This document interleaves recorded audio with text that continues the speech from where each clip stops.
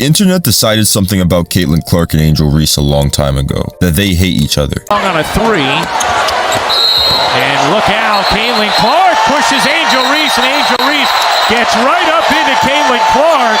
Afterwards has something to say as Clark walks away. You know, there are always increased eyeballs, energy, and attention around the matchups between Reese and Clark. That they cannot be in the same building without something going wrong. That putting them on the same team would be a disaster. And for 3 years, every single thing that happened between them got filtered through that lens. Every game, every clip, every sideline moment, the narrative was already written. They just needed new footage to confirm it. The problem is the narrative was never really true, and Team USA just spent 5 games proving it. Clark doing her best Chelsea Gray impression. What a finish. To understand what actually happened in Puerto Rico, you have to go back where this all started. April 2nd, 2023. Dallas, Texas. The NCAA Women's Championship game, LSU versus Iowa. Caitlin Clark had carried Iowa to the national championship on the back of one of the greatest individual college seasons in the history of women's basketball. She was the story, the phenom, the player everyone came to watch. And then LSU won. Has orchestrated a turnaround for the ages. LSU has captured its very first national championship. Angel Reese made sure the world knew it. As the final seconds ticked down, Reese walked toward Clark and pointed directly at her ring finger. A taunt, a statement, a moment that split the internet completely in half. Some people called it disrespectful, some people called it the most important thing to happen to women's basketball in years. Nobody was neutral, and from that moment on, everything involving these two players got treated the same way, as a war. The media loved it, the clicks were enormous, the outrage machine ran perfectly. There was just one thing missing, evidence that they actually hated each other. Then they both entered the WNBA. Clark to the Indiana Fever.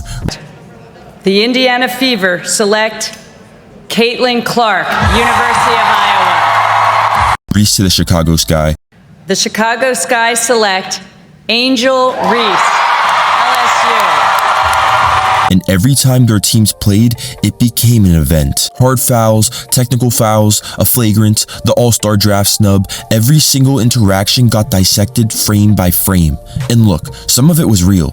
These are two intensely competitive players who do not back down from anyone. The physical play was real, the competitive fire was real, but competitive fire and hatred are not the same thing. And that is the distinction the media never wanted to make. Because a story about two elite competitors pushing each other to be better does not get the same clicks as a story about two women who despise each other. And I know I'll go down in history. I'll look back in 20 years and be like, yeah, the reason why we watching women's basketball is not just because of one person, it's because of me too, and I want y'all to realize that. So the hatred narrative stuck, and it followed them all the way to Puerto Rico. Here is something that got completely buried in the coverage of this tournament. For the first time in history, Caitlin Clark, Angel Reese, and Paige Bueckers were all on the same Team USA roster simultaneously. The 3 most prominent stars in women's basketball globally, all making their senior national team debuts together, all competing for roster spots for the World Cup in Berlin this September.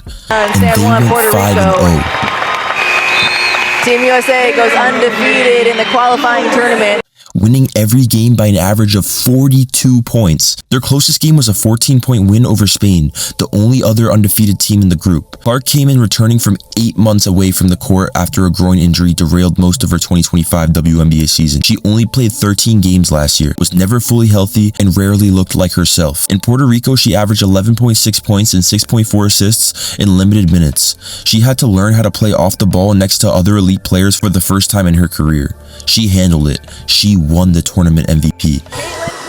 Reese anchored the interior. In the opening game against Puerto Rico, she posted the only double-double of the match with 10 points and a tournament record 13 rebounds for a World Cup qualifier. Against Spain, she had 4 points and 8 rebounds, bringing the physicality and toughness that international basketball demands. She made her case for the final World Cup roster. Together, they look like exactly what women's basketball has been waiting for. But here's what the actual footage showed beyond the single moments that went viral. FIBA's official account shared a photo after the Italy game of Clark, Reese, and Bueckers together. Not staged, not a PR moment, just 3 teammates after a win.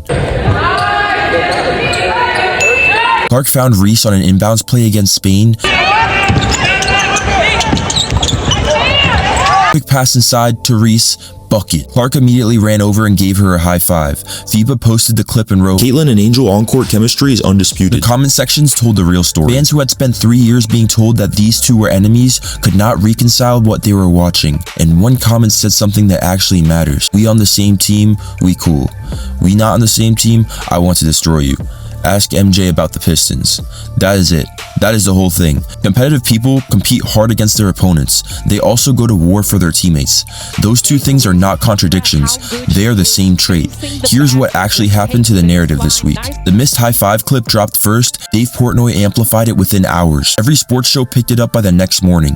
The angle was set before anyone asked what the rest of the tournament looked like. Then the photo dropped. The assist and high five clip dropped. The helping hand clip dropped. Those spread slower, because they did not confirm the story that had already been written. And here's the thing about that missed high five that nobody bothered to report. Clark was looking away when Reese extended her hand.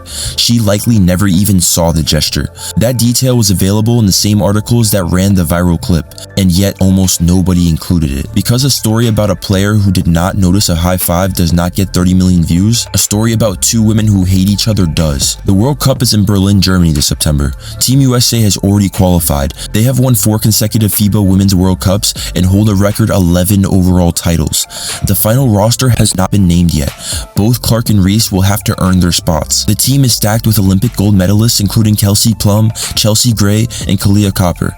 Nothing is guaranteed, but if both of them make it to Berlin and they play together on the biggest international stage in women's basketball against the best teams in the world in elimination rounds where one loss ends your tournament, that is a completely different test than Puerto Rico. Puerto Rico showed that they can coexist. Berlin will show whether they can truly be great together, and that is the version of this story nobody is talking about yet. Caitlin Clark and Angel Reese do not hate each other. They never did. What they have is a competitive intensity that makes people uncomfortable, and a media ecosystem that has spent 3 years turning that intensity into a feud because feuds are more profitable than rivalries. The truth is simpler than any of that. Two elite competitors who push each other to be better, who play hard against each other in the WNBA, and who went 5-0 for their country when it actually mattered. The internet wanted a war. What they got was a team, and this September in Berlin, that team is going to be very hard to beat. Do you think Clark and Reese both make the final World Cup roster? And do you think they will team up in the future?